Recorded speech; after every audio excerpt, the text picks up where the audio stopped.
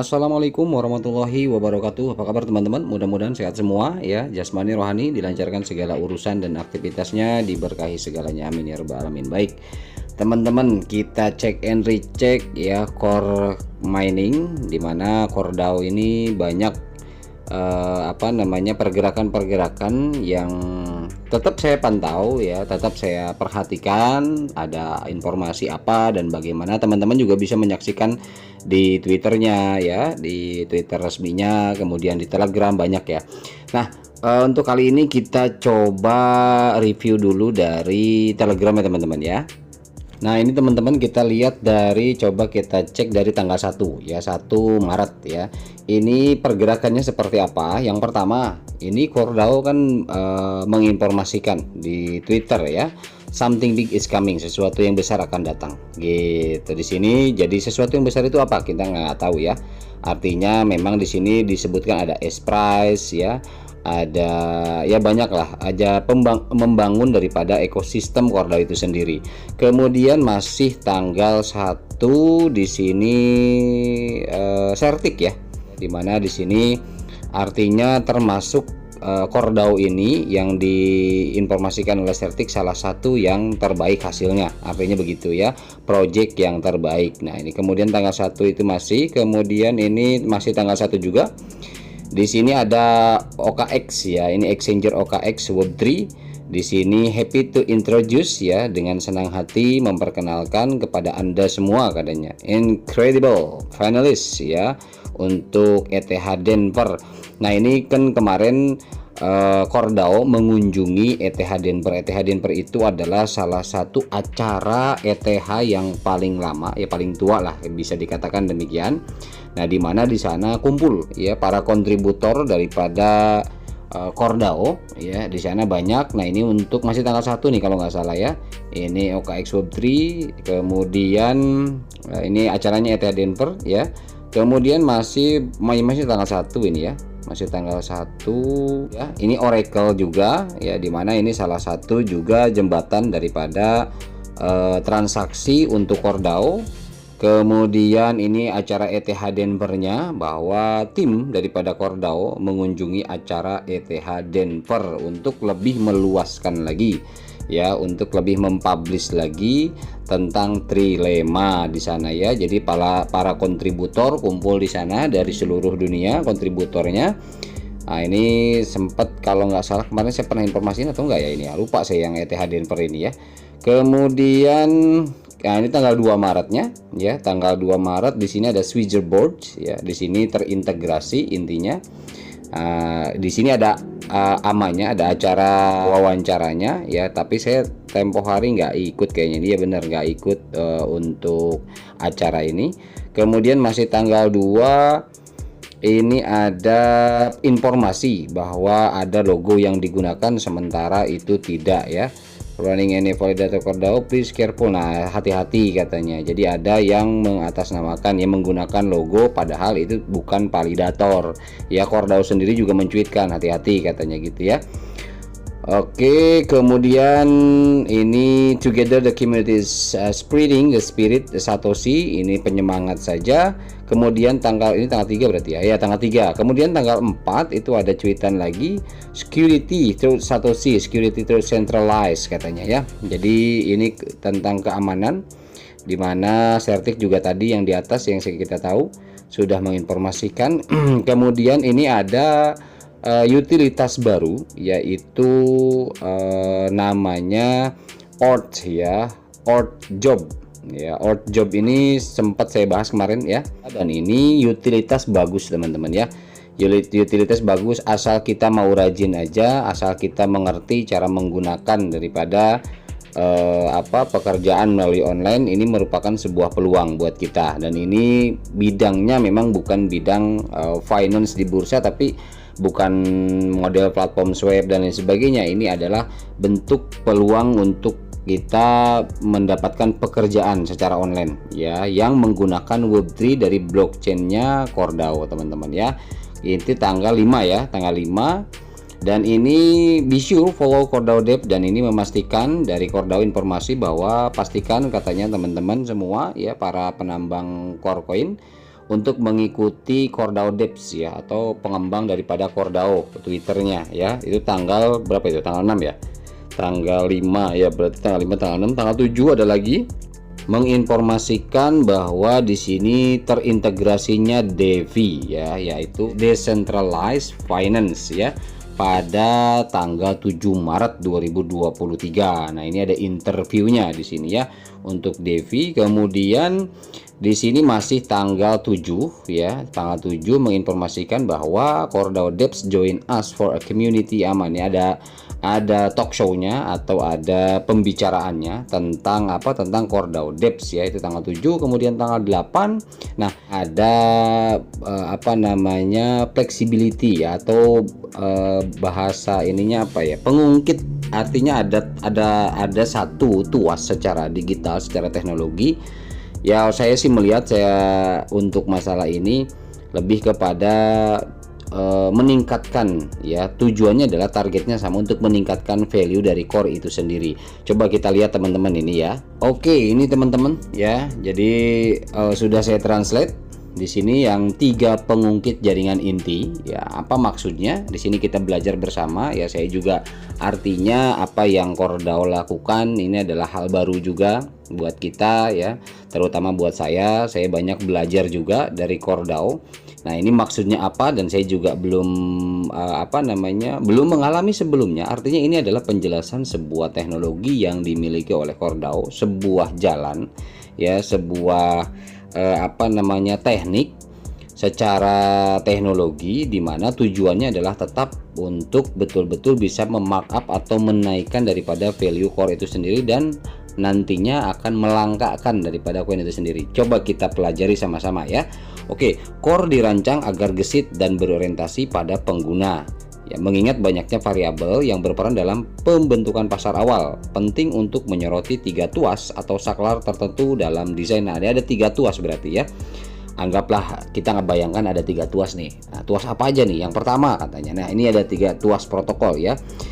Yang pertama, apa yang harus dilakukan dengan hadiah token core awal yang diterima oleh DAO. Jadi DAO itu menerima hadiah ya, dan menerima hadiah core awal. Makanya kan di validator itu banyak CoreDAO ya, dari mulai CoreDAO 1, 2, 3, 4 sampai CoreDAO 15 validatornya. Nah, itu kan mendapatkan reward juga ya dari validator itu sendiri. Nah, ini nanti harus dilakukan ya, harus dilakukan apa dari hasil reward itu sendiri. Itu tujuan CoreDAO. Kemudian yang kedua, berapa laju pembakaran core yang seharusnya. Nah, ini jadi ada sistem pembakaran ya.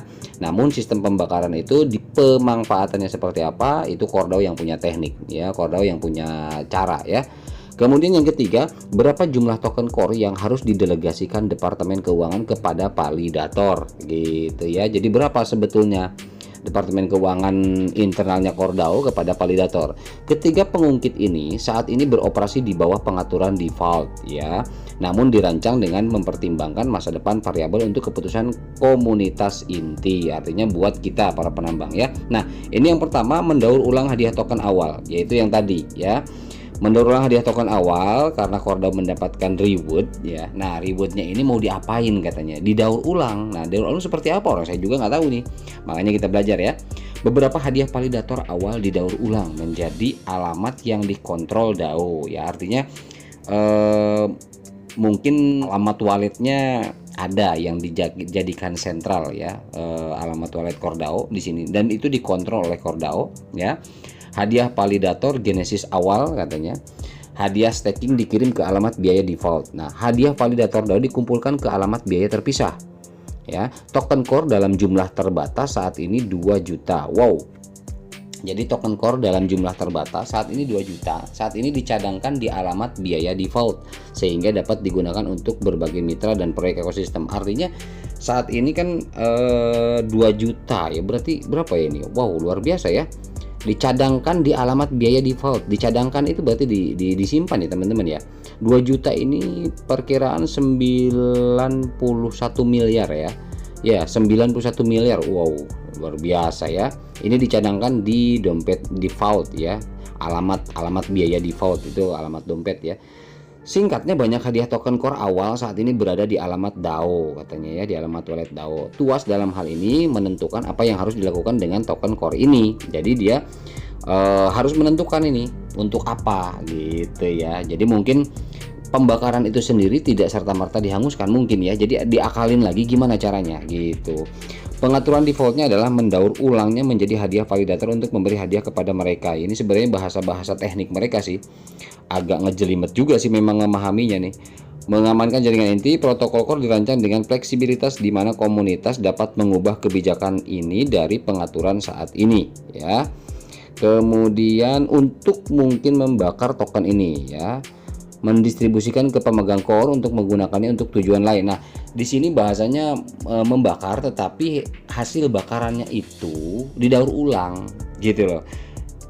Mungkin secara sistem ya, secara catatan transaksi itu terbakar dan nanti akan berpengaruh kepada jumlah realnya token core di market.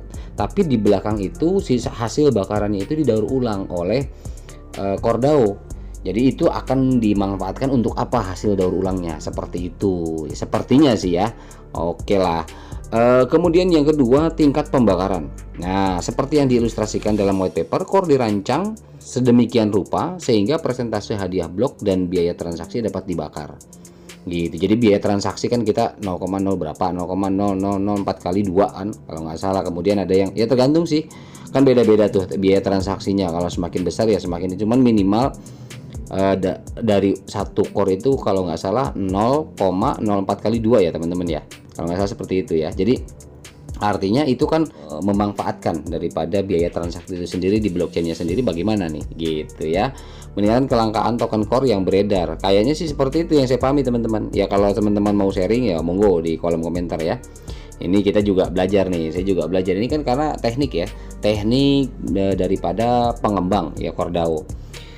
Oke, meningkatkan kelangkaan token core yang beredar katanya. Nah, tujuannya tetap ke situ. Pembakaran itu kan memang setiap project ada yang melakukan pembakaran dan tujuannya adalah untuk kelangkaan di market. Pada akhirnya, tata kelola komunitas on-chain mengontrol pengungkit yang menentukan presentasi yang tepat awalnya. Dan untuk jangka waktu tertentu, hadiah yang akan dibakar dipindahkan ke kontrak sistem pembendaharaan DAO yang 2 juta tadi. Wow, 91 miliar loh. Luar biasa. Tetapi sejak itu telah dibakar setelah proposal disahkan. Ya, disahkan ini yang kedua atau 11 nih. Selain itu, hadiah taruhan yang hangus dari pembuat taruhan yang gagal memenuhi peran mereka selama 24 jam ditentukan telah dibakar. Adapun biaya transaksi tuas itu default untuk pembakaran 10% katanya. Nah, ini yang terakhir, mempertaruhkan stabilitas pasar. Nah, tujuannya memang token core yang dibakar itu ya tujuannya untuk stabilitas pasar. Dan ada teknik lain kayaknya. Jumlah token core yang didelegasikan Departemen Keuangan kepada validator adalah pengungkit ketiga dan terkait dengan keberlanjutan jaringan core. Oke, agar jaringan core dapat mempertahankan homeostasis. Apa lagi artinya nih, saya juga nggak ngerti nih teman-teman. Ekonomi on-chain, oke, core harus stabil, terutama yang berkaitan dengan mempertaruhkan hadiah. Ketika dipertaruhkan hadiah berubah-ubah dan tajam, mereka dapat mengganggu stabilitas token. Jadi artinya apa yang akan mengganggu value core itu mereka akalin ya, artinya mungkin kayak gitu teman-teman. Bagaimana caranya mereka membuat teknik supaya pump sama damnya itu tidak terlalu, jadi artinya lebih mengarah ke keinginannya adalah tujuannya ingin stable coin kayaknya jenisnya gitu ya. Tapi ya hasilnya seperti apa kita nggak tahu, karena ini juga teknik ini kan sedang ya, bukan telah tapi sedang dikerjakan oleh core DAO. Apapun itu ya kita berdoa saja mudah-mudahan yang terbaik. Nah, oke lah, ini artinya begitu. Cuman per hari ini ada informasi terbaru ya. Per hari ini tanggal 9 ada informasi terbaru dari core DAO dan saya juga kaget mendapatkan cuitannya. Nah, ini seperti ini teman-teman cuitannya. Two big announcement in the next 24 hours. Stay tuned to the core DAO Medium. Jadi ada 2 pengumuman besar ya, 24 jam kemudian ya, selama 24 jam ke depan. Jadi ada 2 pengumuman, entah pengumuman apa ya, yang 2 hal besar ini. Tapi ya mudah-mudahan yang terbaik buat kita ya. karena di sini core DAO juga tidak menginformasikan kisi-kisinya, artinya 24 jam kita tunggu ya. Nah, ketika saya klik medium ini teman-teman ya. Nah, seperti ini teman-teman. Di sini bisa terlihat 20 jam yang lalu 3 pengukir jaringan inti ya, maksudnya yang tadi yang saya jelaskan. Nah, di sini nanti mungkin setelah ini di di medium itu ada 2 pengumuman. Nah, entah pengumuman itu seperti apa, mudah-mudahan kita ini adalah hal yang terbaik. Tetapi kalau melihat yang tadi ya, kalau melihat penjelasan yang ini teman-teman, nah yang ini 3 pengukir jaringan inti, saya jadi ingat penjelasan daripada core DAO itu sendiri, bahwa core DAO itu memang indikasinya mau mengangkat bar daripada value core itu sendiri, karena sidebar ya basically sekarang posisi di bawah $10 ya, artinya di bawah $5 ya, artinya $3, 2, mungkin ya. Kalau prediksi saya mungkin tujuannya adalah ke sana. Bagaimana caranya supaya ini tidak serta-merta mengikuti volatilitas pasar, tetapi ada teknik tersendiri untuk bisa merubah sidebarnya value daripada core itu sendiri, namun dengan trik-trik dan cara-cara yang memang harus dilalui oleh core.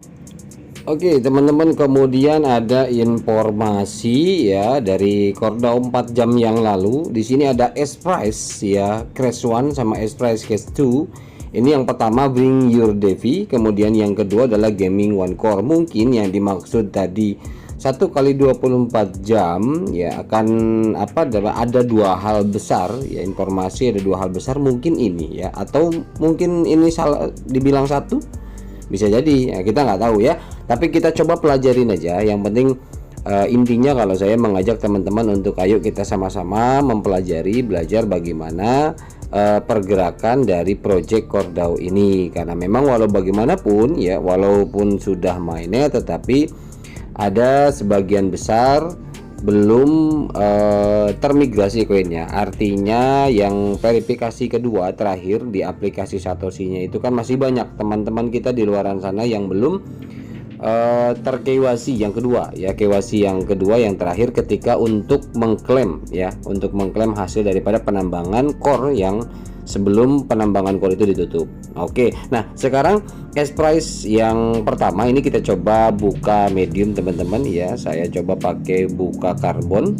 Coba kita cek ya yang bagian pertamanya dulu, S-Price apa katanya. Oke, Bring Your Devi, bawa DP Anda, desentralisasi finance katanya ya. Dengan mengutamakan pengembangan ekosistem, kami sangat bersemangat untuk mengumumkan S-Price kami pertama, core yang berfokus pada landscape keuangan terdesentralisasi core. Ini yang pertama ya. Hadiah karunia ini sebetulnya S-Price pernah dijelaskan di video saya sebelumnya bahwa memang tujuan S-Price ini untuk pengembang teman-teman, fokusnya lebih kepada untuk pengembang, tetapi tidak melepaskan daripada penambang inti ya kita ya, karena memang di sini coba teman-teman bisa lihat.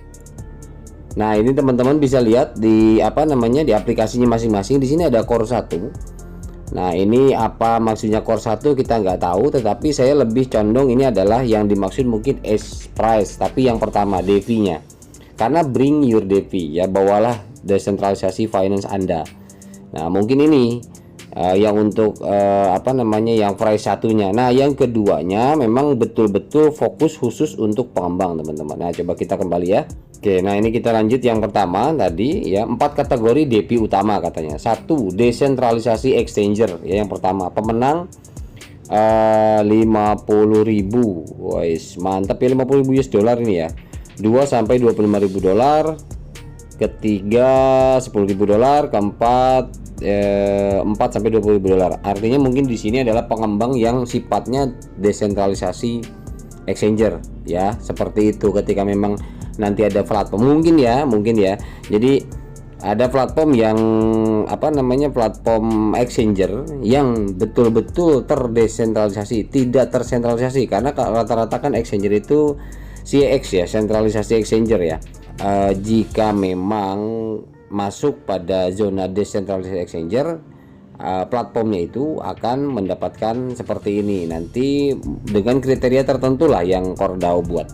Kemudian pinjam-pinjam ini maksudnya apa ya? Saya juga kurang paham nih. Ada pinjam peminjam ini pemenang 50.000, mungkin ada sistem ya, sistem di platform yang memang seperti IOU mungkin ya atau apa ya, namun dengan real setelah mainnet kan. Core ada di posisi di mainnet sekarang. Pemenang 50.000 sama ya, 10.000 4 sampai 20.000 dari Patip pemenang. Kemudian lainnya ini saya nggak tahu karena memang jatuhnya pengembang ya saya teman-teman ya.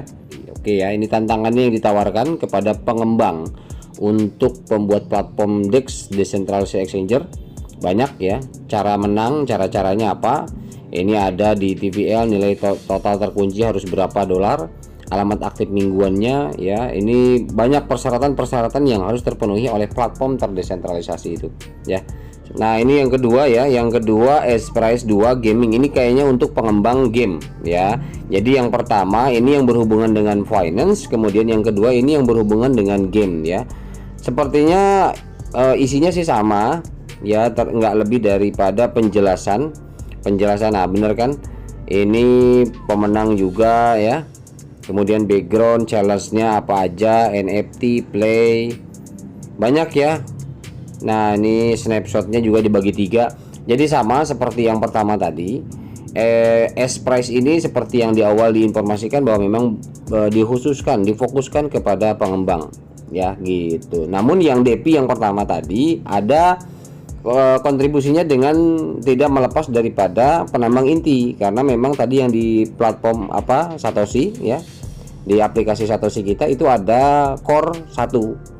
Nah itu kemungkinan akan berhubungan dengan S-Prize yang pertama gitu ya. Oke, itu aja untuk gambaran, tetapi hal besar yang diinformasikan bahwa tadi ada 2. Nah yang dimaksud two big announcement in the next 24 hours ini ya, mungkin apakah ini salah satunya ya, yang S-Prize yang 2 barusan.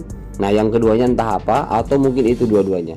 Kita lihat informasi selanjutnya apa yang dimaksud oleh Kordao dan arahnya kemana. Kemudian ketika pun memang ada platform A baru ini fungsionalitasnya seperti apa, kita tunggu saja karena memang ini masih dalam proses ya gitu teman-teman. Oke, nggak apa-apa ya teman-teman ya, kita sambil belajar aja, kita bawa relax, kita bawa santai.